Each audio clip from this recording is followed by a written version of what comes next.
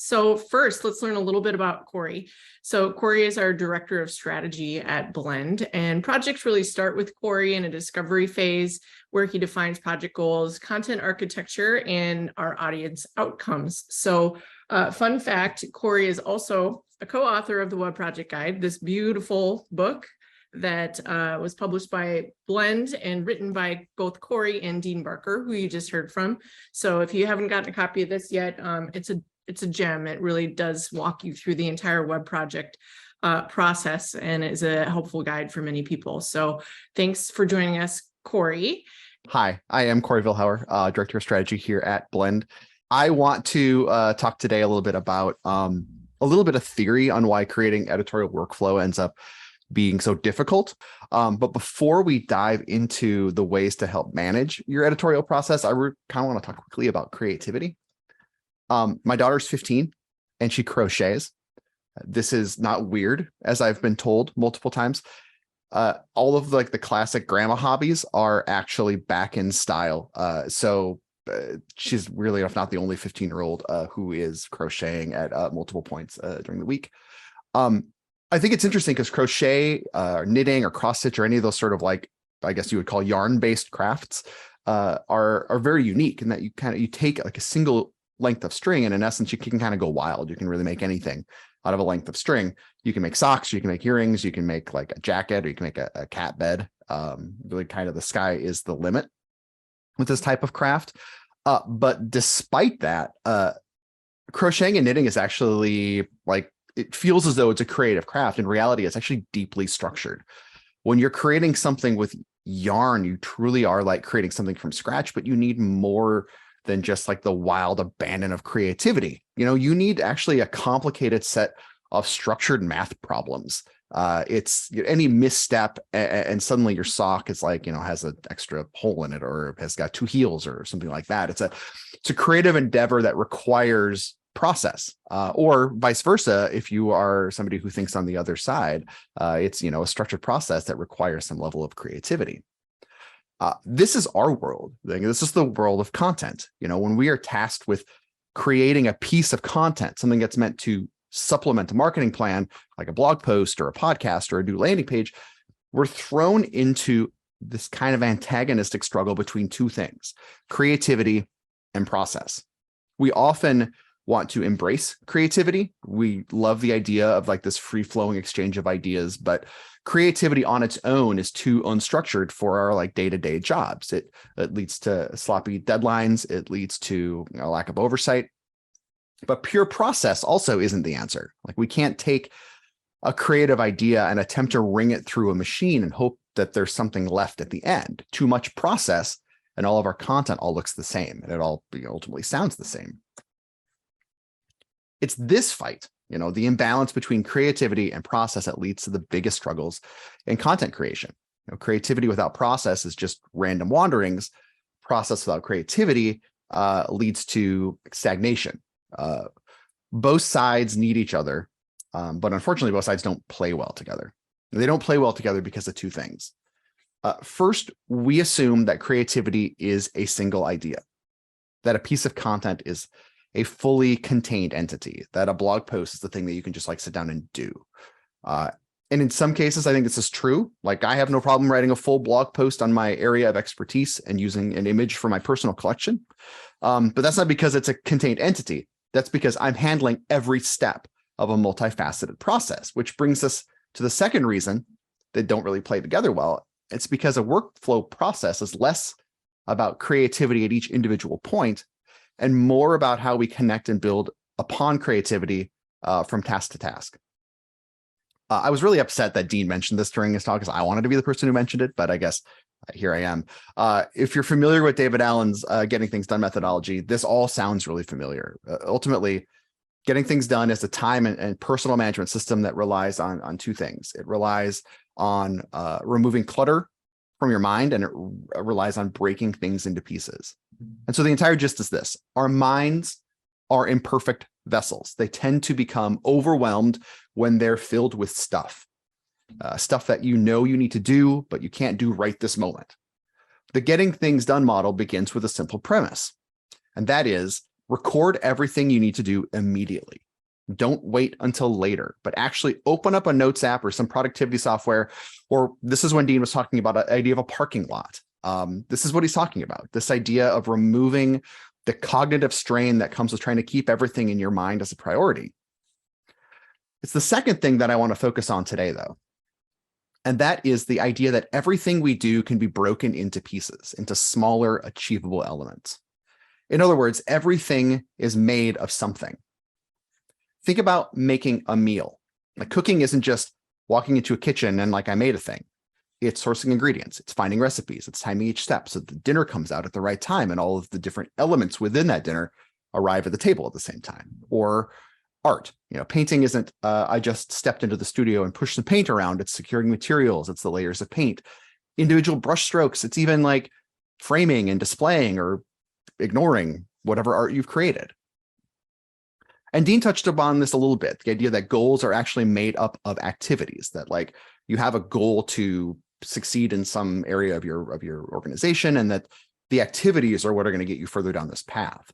But this goes deeper than that, because each of those individual activities also includes potentially a dozen different individual tasks. Every creative work, every excursion, every sort of part of life is actually made up of individual tasks. And in nearly every case, it's the collection of these tasks that makes for the better final product, something ultimately bigger than the sum of its parts. Here's a personal example. Whenever I need to plan a trip out to Idaho to visit my grandmother, I always freeze up, because it's exhausting, the idea of planning a week-long trip.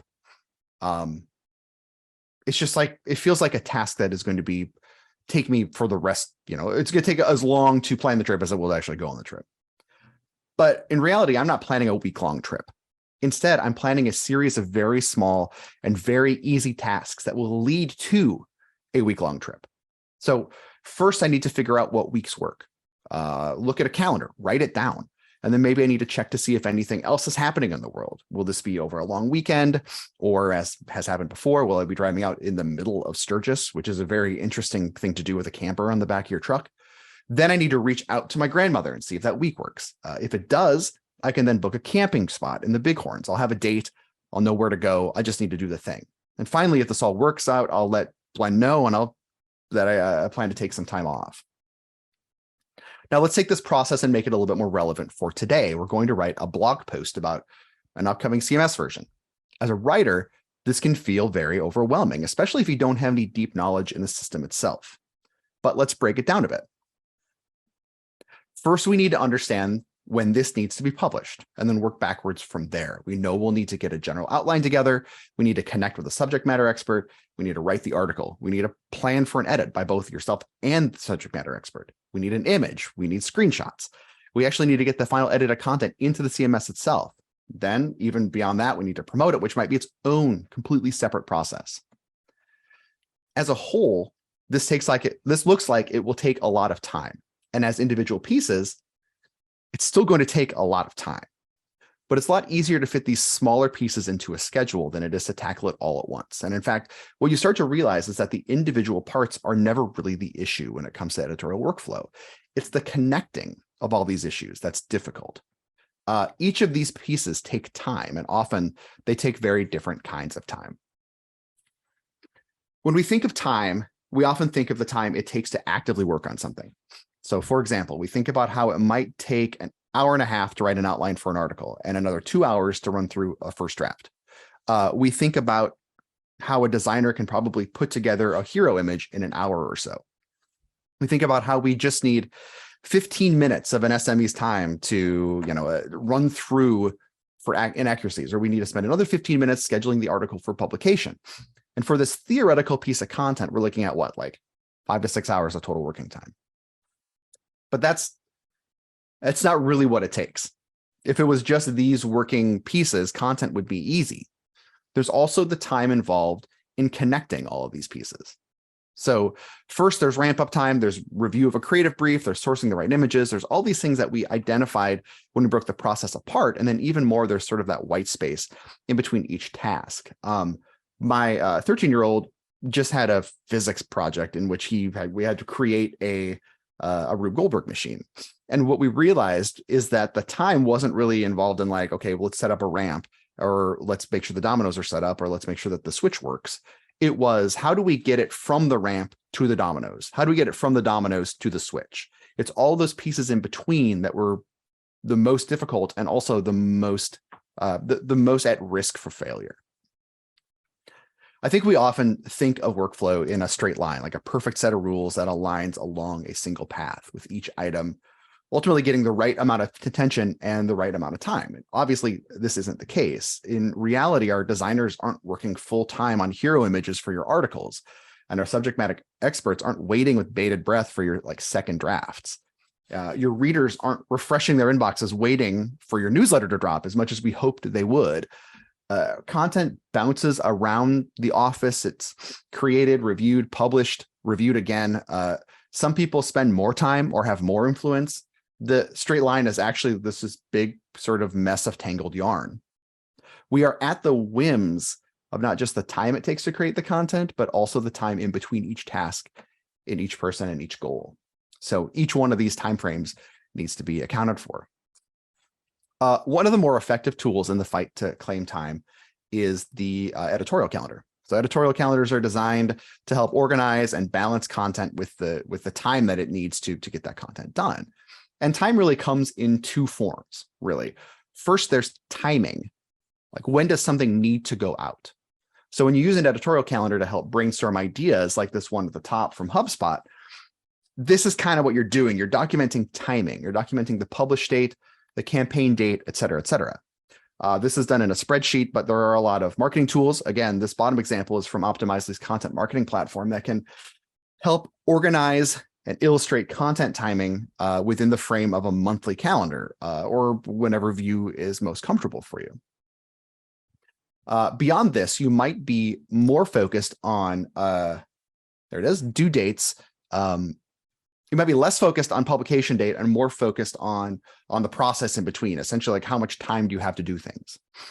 Blend has used an editorial calendar that's more focused on due dates for the different pieces of the process. So in this case, it's a spreadsheet that we created. You add a date at the end and it backfills the due dates in order to keep content rolling and help us understand that, like, if we want this to publish on the 20th of April, we need to get that interview on the 12th. Otherwise, we won't have time to actually get it through all of the different phases. So in this case, we're more focused on time than we are focused on timing.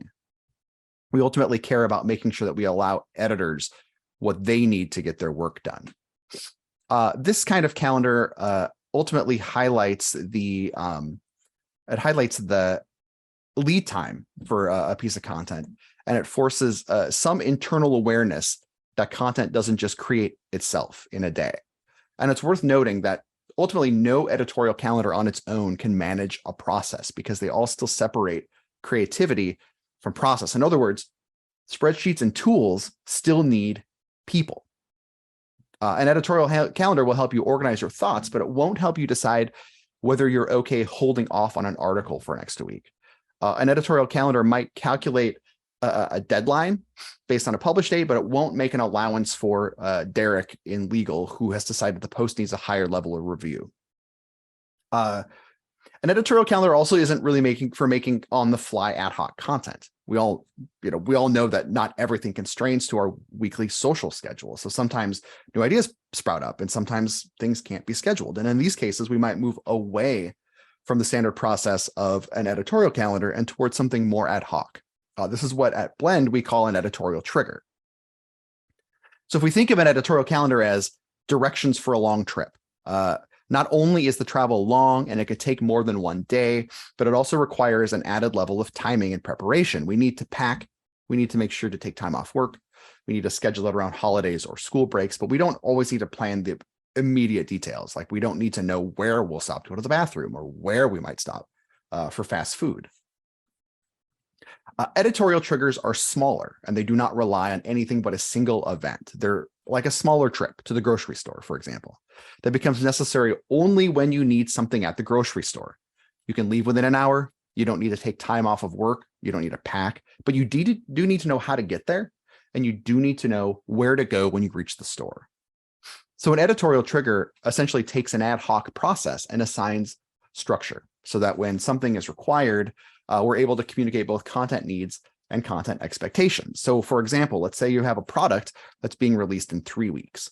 You might have an entire set of editorial triggers set up around this new release. Triggers for social posts, new marketing plans, and on and on. In this case, we've set up an editorial trigger that allows you to, within 5 days, get a piece of content out, allowing for the specific space in between each task, knowing that it's going to take 2 days for a web editor to gather information on new product. So we need to give them 2 days in this, which means we can't just at the start, say like, hey, we need this tomorrow. You have to understand this and plan for the entire 5-day process. With this, as we've talked about, it's important to remember that timing is really only one part of this entire process. Everything requires a human element, which means setting up for humans is a key element. Nothing happens without a human element, despite the promises of tools using AI, and humans are ultimately a finite resource at pretty much every company, especially humans that we trust enough to create the content that we need. And so with this, we run into the mucky world of project management. Essentially, how do we push our content ideas when we have to fit people together? And first, while we'd like to talk through tools and strategies, and nearly every tool will allow you to assign content tasks to individuals within your organization, the truth is that content creation is a question of empowerment.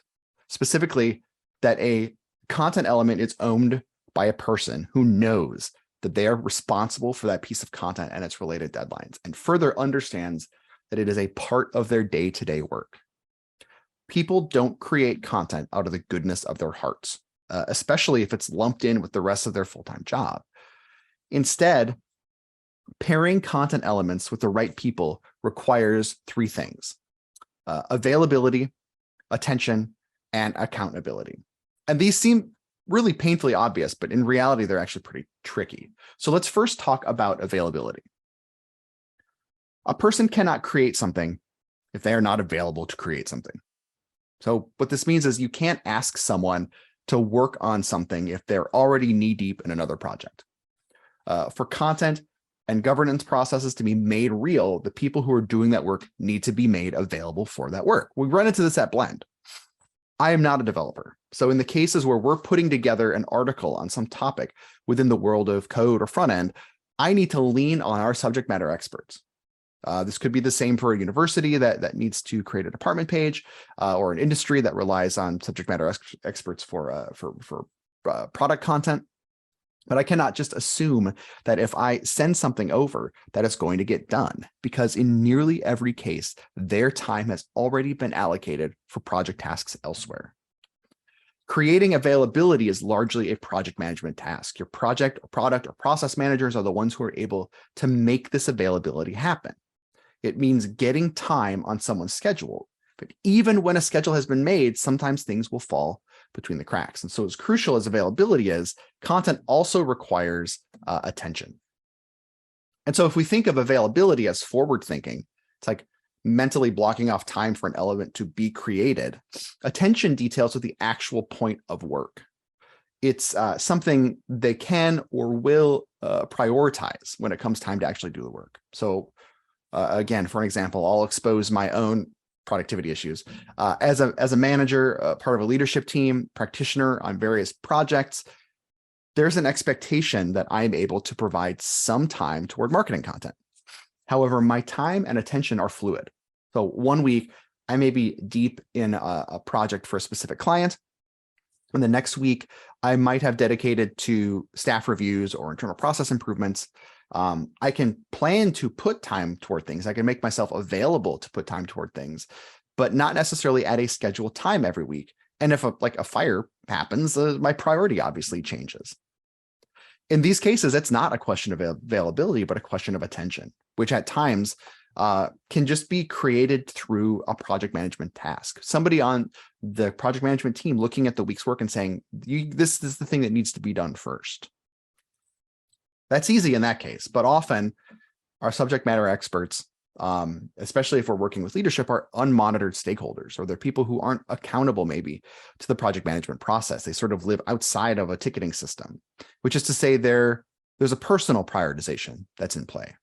The subject matter expert or representative of the subject matter expert needs to be informed enough to understand the value and the need so that they can personally give attention to a task, which means we're moving into the third point, and that's accountability. Availability and attention mean nothing if someone can ignore deadlines and go their own way. Accountability comes from ultimately two places. It comes from above and it comes from below. Accountability from above is as simple as creating accountability within someone's ongoing day-to-day tasks. So this is a management team identifying the need for collaboration, adding that to the tasks within an individual's job description. That is, that is essentially somebody that would be my boss saying, listen, part of your job performance requires you to write these posts. And so you are accountable for these posts. The lower on the org chart somebody might be, the easier this is to assign, but we all probably know it's not the people lower on the org chart that cause issues with a workflow. It's leadership. It's often people who work outside of a governance model and they aren't managed at a project level. And so for this group, accountability comes from below. And what this means is communicating the parts of the process that require their stakeholder input. So when an article lands on my desk to edit, knowing that the monthly email newsletter will not go out if this is not published is important to keep me accountable. It's knowing that if we're unable to send out postcards for an event, or if we don't get them a bio, that if these things aren't going to happen. It's letting them know that the best time to promote a podcast is on Tuesday. So if you can't get your recording done, we'll need to push it out another week. At Blend, we actually keep people accountable by just telling them this is what you're doing. We use our ticketing system, which is ostensibly to set up for development work and bug fixes, to also assign accountability for the different elements of a marketing piece. It's one thing to know that I have something due, but it's another if everyone knows that I have something new, enough that I can reach out and follow up if I need to. The big issue with these three things is that they can't necessarily be solved with a tool. They need to be solved through internal governance policy and expectations. So first, if you don't have one, the time is now. Create a content alignment team. It could be a bi-weekly meeting. It can be a Slack channel. It can be a 5-minute scrum every morning. We just discussed how, despite the work that's done on the creative and process side, that the only way to ensure availability, attention, and accountability is to work beyond your creative team, to essentially create dialogue and communication between project management, marketing, key stakeholder representatives, the whole group of people who either are working on the content or have a say in what that content ends up looking like.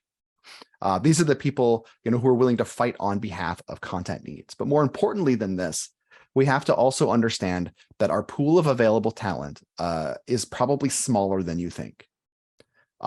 We all dream of a fully distributed content workflow that allows us to tap into any individual for new content. Dean mentioned this in his talk, but in reality, that can only go so far out because of the three things we just outlined. Not everyone can or even should be a part of the process. It's important, the learning curve to get somebody in a place where they can effectively create on a deadline is difficult. So keeping your content team tight and focused with the understanding that you want to pull as many people in as possible, but know that you can't just grab everyone in the company and pull them in and say, all right, we're all going to write content now. You have to manage that in a way that makes sense. And that's usually done through documentation. Beyond all of the work that we've talked through so far, we can use self-created or software tools to help standardize an understanding of process so that when somebody from outside of your core team needs to work on something, they understand the reasoning and the purpose behind every piece of content that they're creating, essentially through documenting each of these key touch points. The tool doesn't necessarily matter. Anything might work. It could be a set of spreadsheets. It could be managed content on your site. It could be a tool like Optimizely's content marketing platform. It could be any of these different things, as long as essentially you're pointing out three things that you need to communicate for each piece of content. First, what is the business value of the piece of content we're creating?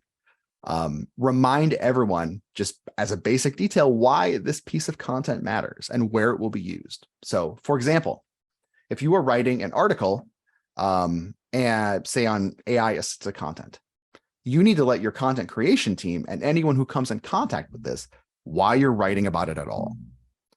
The business value may be as simple as we need to get our voice into the space, or maybe the business value is that we want to focus on bleeding edge technology as a part of our upcoming newsletter to like show relevance to those on the newsletter list. Within your tool, this can be handled through a simple creative brief, not a full page brief or anything, but like a single field that essentially asks, why are we doing this?